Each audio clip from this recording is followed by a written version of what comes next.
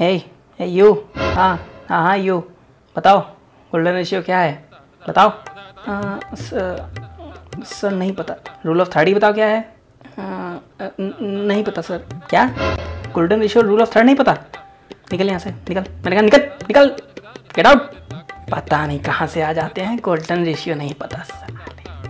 जी हाँ दोस्तों, कुछ ऐसा ही फेस करते हैं जब कुछ अननोन से डिज़ाइन टर्म हमें नहीं पता होते और अनफॉर्चुनेटली हमारे आसपास के लोग, स्पेशली हमारे टीचर्स, उन चीज़ों के बहुत बड़े फ़ैन होते हैं। हाय गाइस, मैं हूं अवदित और आज मैं आपको गोल्डन रेशियो और रूल ऑफ थर्ड के बारे में बताऊंगा और बताऊंगा कि इन दोनों का हम डिज़ाइन और फोटोग्राफी में कैसे यूज़ करें।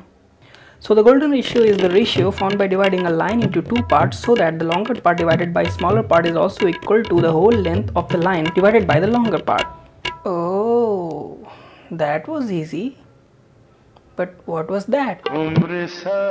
तो देखा आपने कितनी खतरनाक डेफिनेशन है गोल्डन रेशियो की। इतना कठिन नहीं है गोल्डन रेशियो यूज़ करना जितनी डेफिनेशन उसकी कठिन है। चलिए मैं समझाता हूँ आसान भाषा में। आप में से जितने लोग फोटोग्राफर्स हैं या जिनको फोटोग्राफी का शौक़ है, उन सब ने कभी ना कभी तो ग्रिड्स का यूज़ ज़रूर किया होगा। जी हाँ, वही ग्रिड लाइंस जो आपको हर फ़ोन कैमरे की सेटिंग्स में दिखती हैं। ये ग्रिड लाइंस स्क्रीन को अलग अलग पार्ट्स में डिवाइड करती हैं, to be exact 9 equal parts में। इन ग्रिड लाइंस का गोल्डन रेशियो और रूल ऑफ थर्ड से क्या संबंध है? बहुत गहरा संबंध है। गोल्डन रेशियो असल में एक मैथमेटिकल रेशियो है जो कि नेचर में पाया जाने वाला ब्यूटी का एक बेहतरीन एग्जाम्पल है। गोल्डन रेशियो फिबोनाची सीक्वेंस से डिराइव किया जाता है। जी हाँ, फिबोनाची सीक्वेंस। ये एक ऐसा सीक्वेंस है जिसमें सीक्वेंस के किसी भी नंबर का अगला नंबर उस नंबर और उसके पहले के नंबर का सम होगा। फॉर एग्जाम्पल, अगर सीक्वेंस है ए बी सी डी, तो C equal to A plus B होगा और D equal to B plus C. ऐसे ही ये सीक्वेंस चलता रहेगा और इसको हम ज़ीरो से शुरू करके इन्फिनिटी तक लेके जाएंगे।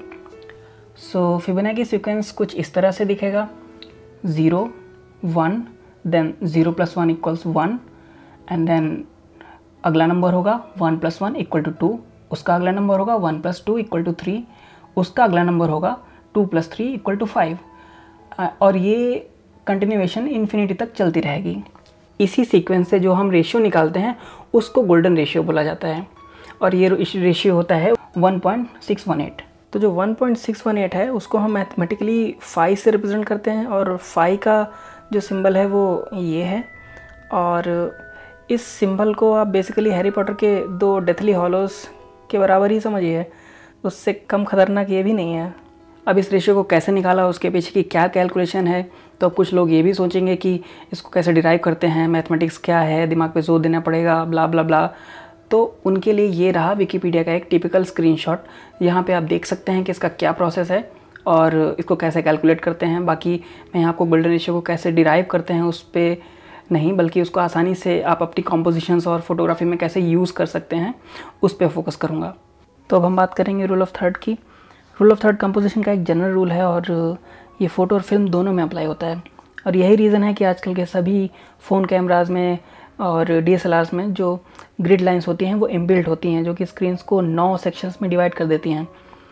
अगर ग्रिड लाइंस ये रूल ऑफ थर्ड की हैं तो ये 9 जो स्क्रीन्स होंगी वो इक्वल सेक्शंस में डिवाइड होंगी, और वहीं अगर ग्रिड लाइंस गोल्डन रेशियो की हैं तो 5 ग्रिड को फॉलो करेंगी। Application of rule of third. Rule of third में आप अपनी कंपोजिशन को 9 इक्वल पार्ट्स में डिवाइड करते हैं और इसका बेसिक फॉर्मूला यही है कि जो भी आपका मेन सब्जेक्ट है उसको या तो किसी एक ग्रिड लाइन के साथ रखा जाए या फिर उसको किन्हीं 2 लाइंस के इंटरसेक्शन पॉइंट के पास रखा जाए। अच्छा, रूल ऑफ थर्ड के जो एप्लीकेशन का जो तरीका है वो थोड़ा ये टफ़ लगा मुझे। तो एक और तरीका है रूल ऑफ थर्ड को अप्लाई करने का, वो कुछ इस तरीके से है। जब हम रूल ऑफ थर्ड की जो ग्रिड है ये हम बनाते हैं, तो जब इसमें 4 लाइनें खींचते हैं तो ये 4 लाइनें आपस में 4 पॉइंट्स पे इंटरसेक्ट करती हैं। उन 4 पॉइंट्स को हम फोकल पॉइंट्स बोलते हैं। तो फॉर्मूला कुछ यूँ है कि जो आपका मेन सब्जेक्ट है वो मिनिमम 1 फोकल पॉइंट से टच होना चाहिए और मैक्सिमम 3 फोकल पॉइंट से टच होना चाहिए। 3 से ऊपर नहीं जाना चाहिए और 1 से कम भी नहीं होना चाहिए। तो अगर हम यही फॉर्मूला इस ग्रिड में अप्लाई करें तो हम देखेंगे कि अगर आपका कोई सब्जेक्ट है वो ये है और उसको आप यहाँ रख सकते हैं, यहाँ रख सकते हैं, यहाँ रख सकते हैं या यहाँ रख सकते हैं, उसी प्रकार इसको यहाँ भी रख सकते हैं। तो एक जो आपका फोकल पॉइंट है वो रह जाएगा, और वही जो कॉम्पोजिशन है, जो सब्जेक्ट है आपका मेन, वो थोड़ा सा सेंटर से हट के प्लेस होगा, और वही जो सेंटर से हट के प्लेसमेंट है उसकी, वही उसमें थोड़ा सा डायनेमिक जो लुक है और थोड़ा नेचुरल लुक है वो लाती है। और जैसे कि हम देखेंगे, अगर हम आप किसी भी सब्जेक्ट को बीच में रख देंगे तो ऐसा नहीं है कि इंटरेस्ट नहीं आएगा। हर कंपोजिशन का डिफरेंट डिफरेंट इंटरेस्ट होता है। कुछ तो फोटोज़ होती हैं या कुछ कंपोजिशंस डिज़ाइन में होती हैं, वो सेंट्रल अलाइन भी अच्छी लगती हैं, बट ये यूनिवर्सल माना हुआ स्टैंडर्ड है कि अगर थोड़ा सा सेंटर से हटा हुआ कुछ अगर रखा रहेगा तो हमारी आई को वो प्लीजिंग लगता है और कुछ नहीं। तो थोड़ा सा बस दिमाग का खेल है, तो थोड़ा सा अगर सेंटर से हट के रखी हैं चीज़ें तो हमको अच्छी लगती हैं। और यही है रूल ऑफ थर्ड का एप्लीकेशन। ये 4 फोकल पॉइंट्स को लेके जो है वो थोड़ा आसान है कंपेयर टू उसके जो मैंने आपको इसके पहले समझाया था।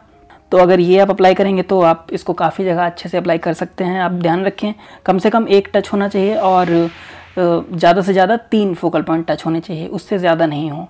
अच्छा, अब थोड़ा सा पीछे जाते हैं और 5 ग्रिड की बात करते हैं। 5 ग्रिड याद है आपको, जो गोल्डन रेशियो का 1:1.618 था, उसमें से 5 ग्रिड निकला था। हाँ, वही 5 ग्रिड।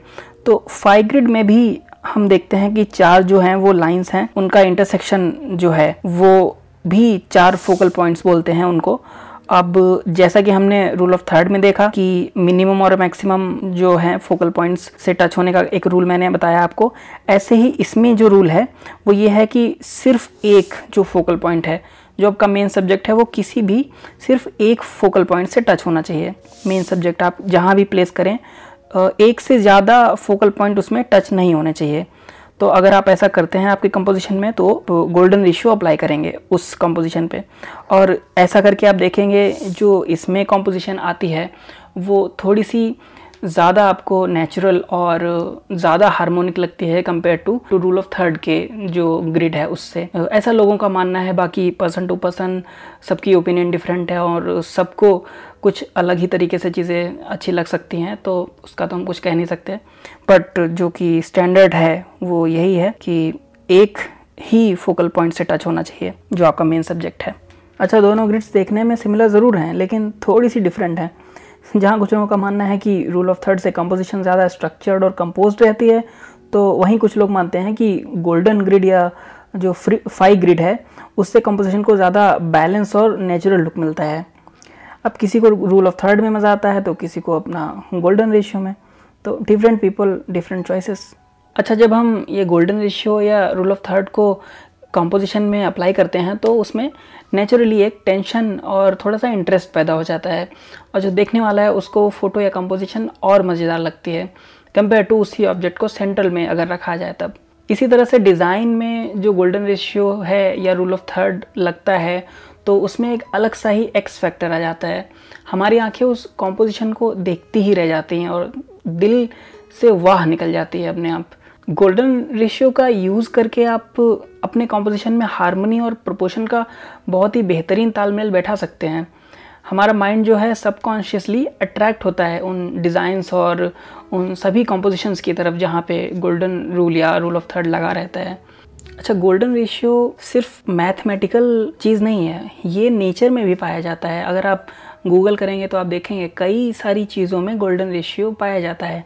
फ्लावर्स में, ट्रीज़ में, इनफैक्ट हमारी गैलेक्सी में भी आप गोल्डन रेशियो देख सकते हैं। ये काफ़ी हैरान कर देने वाली चीज़ है कि कैसे नेचर में ये मैथमेटिक्स का टर्म पाया जाता है, कैसे नेचर सीक्वेंस को फॉलो करता है। बट हम नेचर से ऊपर तो नहीं है, तो ऑफ कोर्स नेचर हमसे ज़्यादा ही इंटेलिजेंट है, तो हैरानी की बात तो नहीं है अगर हम उस तरीके से देखें तो। अच्छा, अंत में मैं एक बात और बोलूँगा कि जो रूल ऑफ थर्ड और गोल्डन रेशियो है, ये इनके जो एप्लीकेशंस हैं, जैसे कि अगर कोई भी डिज़ाइन है और उसमें वो अगर सेंट्रल अलाइन अच्छा लग रहा है तो ऐसा नहीं है कि ज़बरदस्ती उसको रूल ऑफ थर्ड और गोल्डन रेशियो में डाल के किनारे खिसका दो, ऐसा नहीं करना है।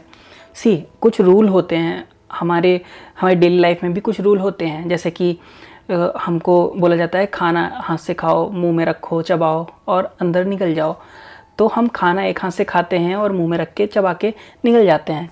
ऐसा नहीं है कि हम खाना दो हाथ से नहीं खा सकते, ऐसा नहीं है कि खाना हम अपने मुंह से डायरेक्ट नहीं प्लेट में डाल के खा सकते, वो भी कर सकते हैं हम, उससे भी पेट में ही जाएगा, उससे भी लॉस नहीं होगा। लेकिन ये कुछ स्टैंडर्ड रूल हैं जो कि बहुत लोगों ने काफ़ी बार यूज़ किए हैं, उन्होंने अपने एक्सपीरियंस के बेस्ड पे उन्होंने ऐसे रूल्स बना के हमें दिए हैं कि ये लो, ये फॉलो करो, खाना एक हाथ से ही खाना है। रूल ऑफ थर्ड में किनारे ही थोड़ा खिसका के रखना है सेंट्रल से, तो अच्छा लगता है, थोड़ा देखने में अच्छा लगेगा, प्लीजिंग होगा।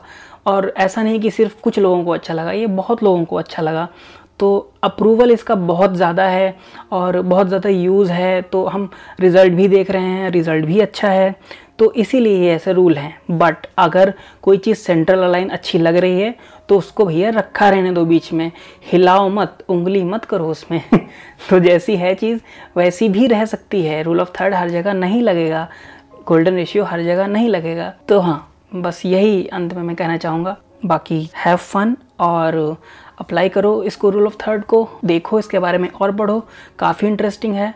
बाकी लोगो डिज़ाइन और ग्राफिक डिज़ाइन में इसका बहुत यूज़ है, उस पर इतना ज़्यादा कंटेंट है। मैं धीरे धीरे कोशिश करूँगा कि आप सबको ये सब भी बताऊँ, और I will try to share my knowledge and share my experience with you guys, and let's see how it works. Bye for now, see you in the next video.